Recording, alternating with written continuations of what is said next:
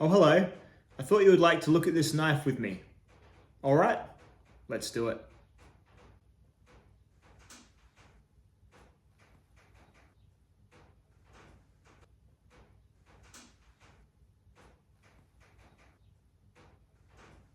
Well, that was fun.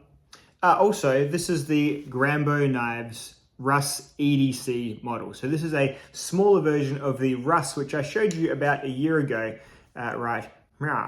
Maybe a year ago, maybe 9 months ago. Now, Kane is a knife designer from Australia. I don't do a lot of these, but I also understand that when you're a knife designer trying to get into the busy frame locking OEM style work market, it's difficult to get your foot in the door. So Kane, being a guy who I've known off and on for a greater part of 5 years or so, I would say from his current and previous iterations of his Instagram, I was pretty happy to give a few of his knives a whirl and perhaps show you all, because you may all see this and go, that is my next knife. And I would not blame you for thinking so, sir. But as with everything, just temper your temper your knowledge of me being, friendly with the designer. And also, this isn't a full review. This is a prototype that I'm just going to show you, just to, so that's why it's a shorter video. Today, Junior? Just so I can show you what it looks like and give you some rough commentary on how it performs in its construction and whatever, but not a full-on steel test, everything like that. Just a quick little showcase is probably the best way to look at it. So the Russ EDC is a small sub-frame lock thumb stud and front flipper, we used lots of F sounds just then, knife. It has got a sub frame lock, whereas wherein this outer part sort of connects with the outer frame, but also the liner is going all the way down to being an integrated part of the frame itself. So not quite a liner lock, not quite a frame lock, perhaps somewhere in the middle in terms of probably strength and everything else, but it does make for a nicely accessible lock, which is easy to fling the knife open, very minimum friction there, so very, very nicely executed sub-frame lock style. And in terms of strength, it's all the strength you need for a basic EDC knife, which is what sort of Kane is going for with this design here. Some other cool trim features are this pineapple grenade style handle texture, which is nice for grip, but also just really nice for a good uniform texture. It's one of my favorite textures I've seen on knives lately. I really enjoy just the neat sort of squares of it all. Really kind of tickles me aesthetically. A little bit of it carries over to that sort of secondary frame locking cover portion of the scale as well. I like the hollow architecture, so the pivot is hollow and the back spacer is a thick sort of hollow tube as well, which I really, really dig. It's got a fairly deep carry clip, sort of a little bit of a stick out there, but nice clip that hugs your pocket seam very well. Cracking the blade open, obviously this is all titanium. The blade is made of MagnaCut. So MagnaCut is the new dual steel that everyone is in love with. It is so hot right now. MagnaCut so hot right now. The previous Russ, the larger model, was an M390.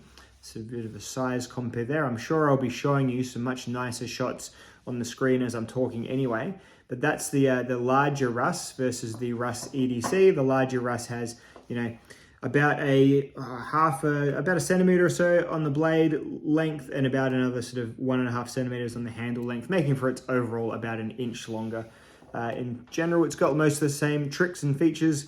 It's got the same sort of pivot architecture hardware. Pocket clip's slightly different, this one being sort of hidden hardware pocket clip, and this one the screws being visible right there to you there.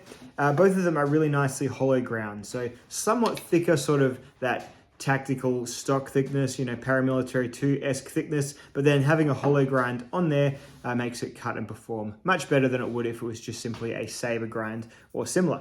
These knives sort of remind me very much of like the Reeve school of knife design, just simple, clean lines. Basically, what you see is what you get.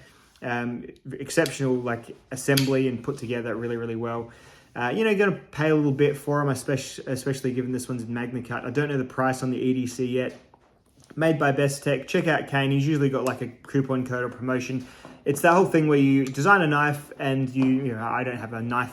If I was to design a knife, I don't have a factory in my house to make this. So you get a company to make it for you. And all the companies that just so happen to be doing that, obviously with the most flexibility, availability, and openness, seem to be the Chinese OEMs like Best Tech. Kaiser do a bit of it, Riats do a lot of the high-end stuff as well, We Knife Company, Civivi, that sort of thing. So it's definitely along those lines of thought. And Kane is certainly getting his nose in the trough, so to speak, and getting his designs out there, which I do not begrudge anyone doing. If I could design a knife that was good, which I don't think I can, I would certainly do the same thing. You know, it would be fun. I imagine it's a very fun thing to have done.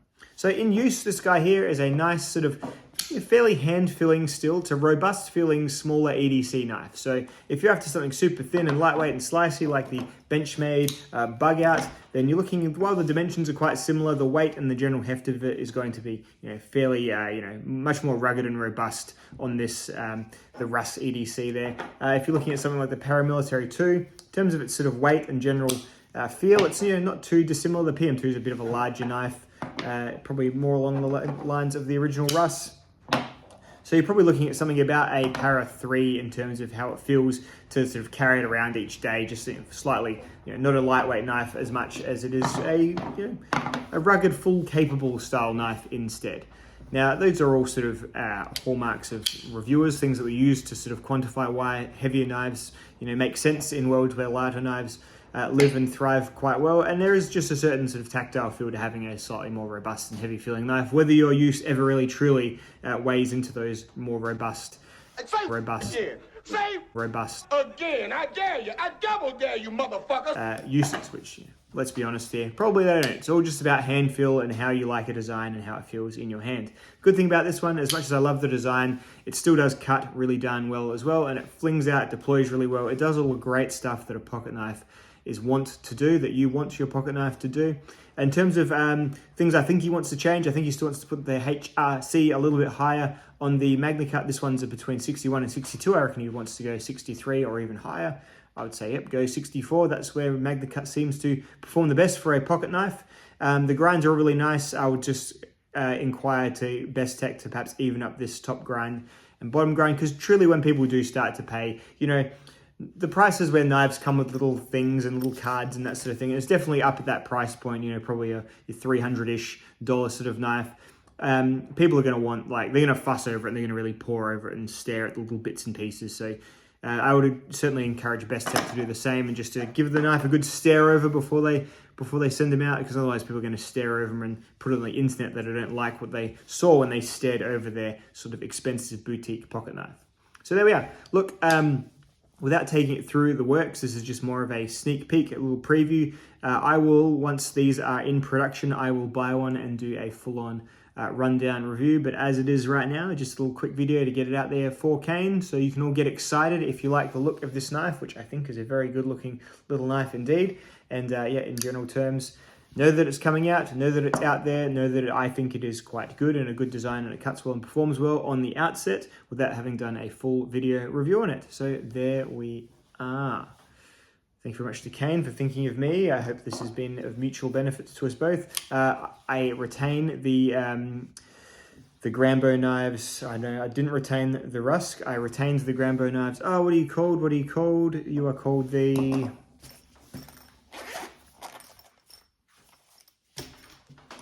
You are called the Assetto. So I retained this one. I'm sending this and all the others back for him to circulate or do what he wills with. But the Assetto is the one I did retain, because this is a great little front flipper knife. Feels sort of a mix between a Barlow and a, you know, obviously nothing like a traditional Barlow.